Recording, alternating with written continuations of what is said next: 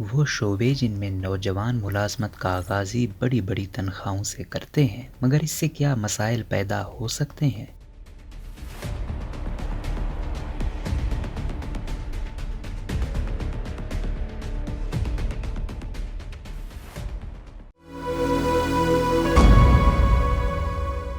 Alex Christian کے مطابق حال ہی میں گریجویشن کرنے والے چند نوجوان اپنی ملازمت کا آغاز ہی اس تنخواہ پر کر رہے ہیں جو بہت سارے دیگر ملازمین اپنے پورے کیریئر میں شاید کبھی حاصل نہیں کر سکیں گے۔ لیکن اس کے دور رس نتائج کیا ہوں گے؟ ڈیوس نگوین ایک کالج میں طلباء کو کیریئر کا انتخاب کرنے میں مدد فراہم کرتے ہیں اور اس کے حصول کے لیے مشورے دینے کے کام میں مہارت رکھتے ہیں۔ اسٹوڈنٹ کونسلنگ ایک ایسی صنعت ہے جس سے وابستہ ماہرین کو معقول معاوضہ ملتا ہے۔ کورونا کی وبا پھیلنے سے پہلے ہی کچھ بڑی فرموں نے انڈر گریجویٹ طلباء کو تنخواہوں کی پیشکش کی جو اکثر لاکھ پاؤنڈ تک ہوتی ہیں۔ تاہم موجودہ مارکیٹ میں نگوین کے پاس مشاورت کے لیے آنے والی اچھی ملازمتیں حاصل کر رہے ہیں۔ امریکی ریاست جارجیا میں مقیم مائی کنسلٹنگ آفر کے بانی نگوین بتاتے ہیں کہ وہ ان کے طلباء واپس آئیں گے اور کہیں گے کہ میرے پاس دو زبردست آفرز ہیں، ان میں سے ایک $1,20,000 لے رہا ہے، دوسرا $1,40,000 تنخواہ پر ملازم ہے۔ آج کل کے ماحول میں نئے گریجویٹس چند سال پہلے کی نسبت بہت زیادہ پیسے کما سکتے ہیں۔ مینجمنٹ کنسلٹنگ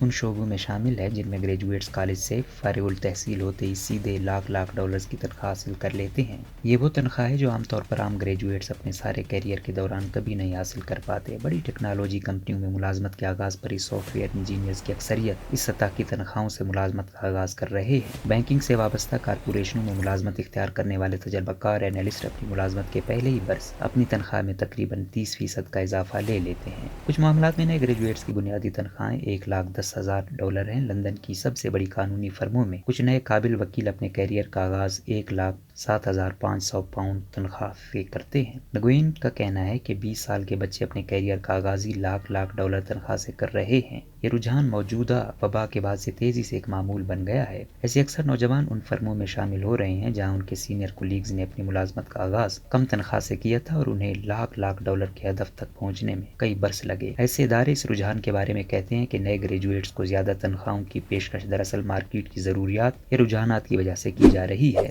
ملازمتوں کے بحران کا مطلب ہے کہ دراصل قابل اور باہنر افراد کو اپنی کمپنیوں میں لانے کے سخت مقابلے کی وجہ سے ہے۔ اگر کوئی اجر یعنی ملازمت فراہم کرنے والا شخص یا ادارہ چاہتا ہے کہ بہترین نوجوان زیادہ گھنٹوں کے لیے ان کے لیے کام کرنے کے لیے تیار ہوں تو انہیں اس کے لیے بھاری تنخواہ ادا کرنی ہوگی۔ تاہم کیا گریجویٹس کو بھاری تنخواہیں دینے سے اجروں کو واقعی فوائد حاصل ہوتے ہیں، جیسے زیادہ گھنٹے کام کرنے کی ترغیب دینا یا کام کی اخلاقیات کو بڑھانا؟ یا کیا یہ رجحان زیادہ کمانے والے نوجوانوں اور وسیع افرادی قوت دونوں کے لیے غیر ارادی نتائج پیدا کر سکتا ہے؟ گریجویٹس کے لیے تنخواہوں میں سالوں سے مسلسل اضافہ ہو رہا ہے۔ امریکہ کی غیر منافع بخش تنظیم نیشنل ایسوسی ایشن آف کالجز اینڈ امپلائیز کی سن 2021 کے اعداد و شمار کے مطابق مخصوص شعبوں میں نووارد نوجوانوں کی ابتدائی تنخواہوں میں ڈرامائی طور پر بہت زیادہ اضافہ ہوا ہے۔ مثال کے طور پر کمپیوٹر سائنس کی تعلیم حاصل کرنے والوں کی اوسط اجرت $72,173 تک بڑھ گئی ہے، جو کہ صرف ایک سال میں 7% اضافہ بنتا ہے۔ اسٹینفورڈ یونیورسٹی میں معاشیات کی پروفیسر نکولس بلوم کہتے ہیں کہ کئی شعبوں میں محنت کی ڈیمانڈ اس کی سپلائی کی نسبت بہت زیادہ بڑھ رہی ہے، خاص طور پر ٹیکنالوجی کے شعبے میں۔ مالیاتی صنعت یعنی فائنینشل سیکٹر، جہاں ایسی ملازمتیں ہوتی ہیں جن میں اکثر نوجوانوں کو ایک ہفتے میں 70 گھنٹے سے زیادہ کام کرنے کی ضرورت ہوتی ہے، نے بہترین امیدواروں کی خدمات حاصل کرنے کے لیے ابتدائی تنخواہوں میں بھی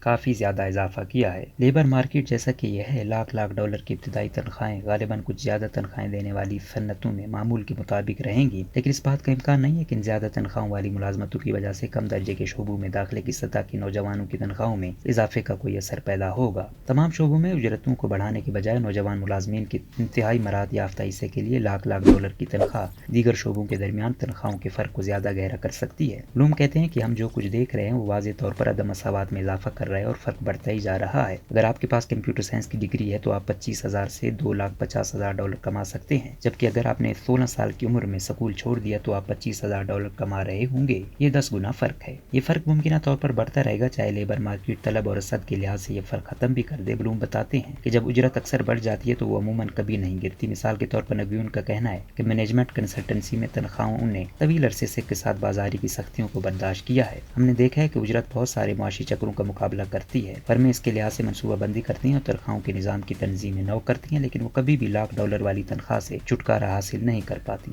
لہٰذا مارکیٹ کی تیز رفتاری کے خلاف ان کی مزاحمت کو دیکھتے ہوئے $1,00,000 والی تنخواہوں والے گریجویٹس کے لیے نہ صرف اجرتوں میں زیادہ سے زیادہ مضبوط ہونے کا امکان ہوتا ہے، بلکہ وہ بہت زیادہ بھی بڑھ بھی سکتی ہیں۔ اور اگر لیبر مارکیٹ کو معمول پر لانے کی وجہ سے ملازمتیں کم ہو جاتی ہیں تو یہ تنخواہوں کا پیکٹس زیادہ تر لوگوں کی پہنچ سے باہر ہو جائیں گے۔ لوگ کہتے ہیں کہ $1,00,000 کی ابتدائی تنخواہیں یہاں برقرار رہنے کے لیے ہیں، اور اگر یہ نمو کم ہو جاتی ہے تو اس کا مطلب یہ ہوگا کہ ان جیسی ملازمتوں کا حصول مشکل ہو جائے گا۔ جب تک یہ ملازمتیں موجود ہیں آپ انہیں حاصل کر سکتے ہیں۔ اگر آپ حاصل کر سکتے ہیں تو یہ صرف چند مہارت یافتہ لوگوں کے لیے ہوگا۔